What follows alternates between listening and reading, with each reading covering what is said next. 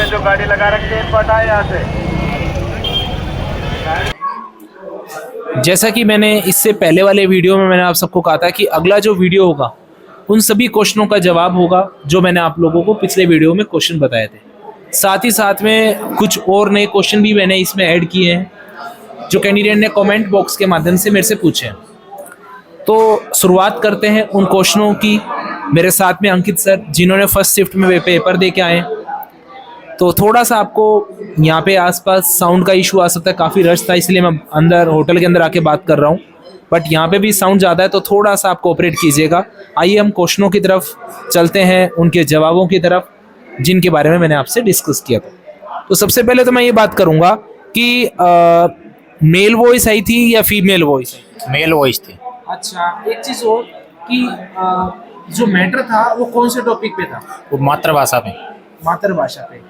Trial जो था वो कितने मिनट का दिया गया और कितनी बार रिपीट हुआ? ट्रायल 1 मिनट का ही था और वो अगर आप को साउंड क्लियर नहीं है, कोई इश्यू है, तेज है या स्लो है, समझ में नहीं आ रहा है तो वो बार बार कितनी बार आप चलवा सकते हैं। हमारे वाले में 3 बार चलाया था। अच्छा, डिक्टेशन के टाइम में कैंडिडेट कहीं पर भी बैठकर स्टेनो लिख पा रहे थे क्या, मतलब डिक्टेशन नोट कर पा रहे थे?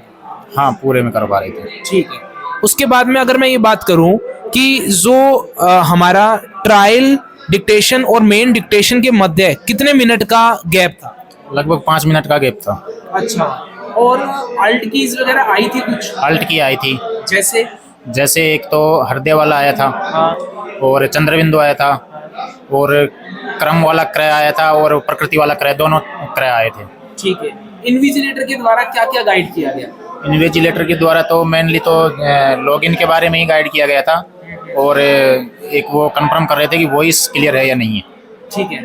और एक चीज़ और मैं कंफर्म करना चाहूँगा, जब डिक्टेशन वो बोली जा रही थी तो जो स्पीड थी वो फ्लक्चुएट कितनी की थी, यानी कितनी स्पीड बढ़ाई की? जैसे 100 की स्पीड थी तो क्या 100 से 110, 105, 120 ऐसा कहाँ तक स्पीड लगी और मिनिमम कितनी तक रखी गई? फ्लक्चुएट नहीं हो रही थी, अगर थोड़ी बहुत हो भी रही होगी तो वो महसूस नहीं हो रही थी, मतलब 100 के आसपास ही थी, अराउंड 100 के आसपास, ±5 मान लो, बस इतना ही था। ठीक है। उसके बाद में कोई ऐसे वर्ड जो कि आपको सुनते समय हार्ड लगे और बाद में मत लगाओ कि यार ये वर्ड नहीं वो ये वर्ड था, ऐसा कोई वर्ड आया? नहीं, ऐसे तो नहीं थे, सब लिखे हुए थे टेस्ट वगैरह में। अच्छा, और आपके कौन से ब्लॉक में आया था? वो था block CS block. CS block. कौन सा कीबोर्ड आया था आपके? HP का आया था। HP का। ठीक है। और अब मैं एक चीज़ इनसे और पूछना चाहूँगा कि भाई क्या वहाँ पे आने वाली जो शिफ्ट में पेपर देने वाले हैं उन कैंडिडेट्स को किन किन बातों का ध्यान रखना चाहिए और वगैरह, अगर आप कुछ कहना चाहें अपनी तरफ से, कुछ राय देना चाहें तो? एक तो वॉइस के बारे में क्लियर हो लें। वॉइस अगर आपको क्लियर नहीं आ रही तो आप उसका बिल्कुल आप कितनी बार उसको चलवा सकते हैं, कम ज़्यादा करवा सकते हैं, पूरा आश्वस्त हो लें उसके बाद, क्योंकि एक ही बार में आपका जो पैराग्राफ है एग्जाम वाला वो एक ही बार बोला जाएगा। अच्छा, एक चीज़ और, जब डिक्टेशन दी जा रही थी जो हमारा मैटर था उनको ग्रुप ऑफ वर्ड्स में बोला गया था या पूरा का पूरा एक सेंटेंस बोला गया था? पूरा सेंटेंस बोला जा रहा था। पूरा वर्डों का ग्रुप से एक साथ नहीं बोला जा रहा था, अलग अलग वर्ड अलग अलग बोले जा रहे थे। ठीक है।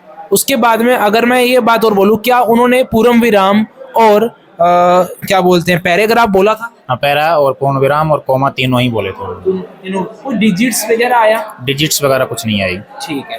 और इसके अलावा एक और, हाँ, कैंडिडेट क्या पेन और शॉर्पनर वगैरह अंदर ले जा सकता है? शार्पनर अलाउ नहीं है, कटर अलाउ नहीं है, उसके अलावा पेन, रबड़, पेंसिल आप ले जा सकते हैं। ठीक है। पेन से भी स्टेनो लिख पा रहे थे कैंडिडेट? पेन से भी लिख सकते हैं, अलाउ है।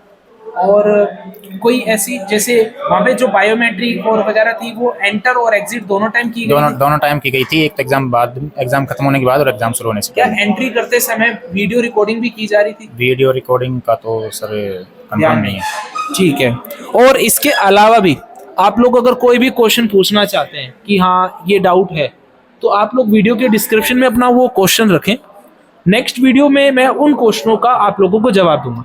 साथ ही साथ मैं एक बात और कहना चाहूँगा कि जो कैंडिडेट अब पेपर दे के आए हैं वो डायरेक्टली 3 भर्तियों की तरफ मूव करेंगे स्टेनो वाली, या तो हाई कोर्ट स्टेनो या SSC स्टेनो या एम्स की स्टेनो। तो मैं आपको एक ही बात कहूँगा, जिन कैंडिडेट्स का एम्स का और SSC का स्टेनो का पेपर नहीं है तो उन लोगों के लिए गोल्डन चांस है कि वो अगर हाई कोर्ट स्टेनो की तैयारी कर रहे हैं तो मैं इतना कह सकता हूँ मई से पहले पेपर उम्मीद नहीं है कि पेपर हो जाए। मैं वादा करता हूँ कि अगर कैंडिडेट टाइपिंग थोड़ी बहुत भी आती है तो तुरंत प्रभाव से मेरा जयपुर में सेंटर 2 लोकेशन पे, एक टोंक फाटक पे और एक त्रिवेणी पे, वादा करता हूँ, मुझे विश्वास भी है, पग पग पे मैं आप लोगों के साथ चलूंगा। अगर आप लोगों ने मेरा साथ दिया तो मैं वादा करता हूँ टाइपिंग में मैं आप लोगों को कहीं मात नहीं खाने दूंगा। बहुत कम टाइमिंग में आपकी स्पीड, आपकी एक्यूरेसी और आपकी बैक स्पेस में बहुत अच्छा इंप्रूवमेंट मैं कर पाऊंगा और एग्जाम के अकॉर्डिंग आप लोगों को गाइड करूंगा। जैसे कि मैंने प्रीवियस वीडियो मैंने पूरे के पूरे हाई कोर्ट से रिलेटेड डायल रखे।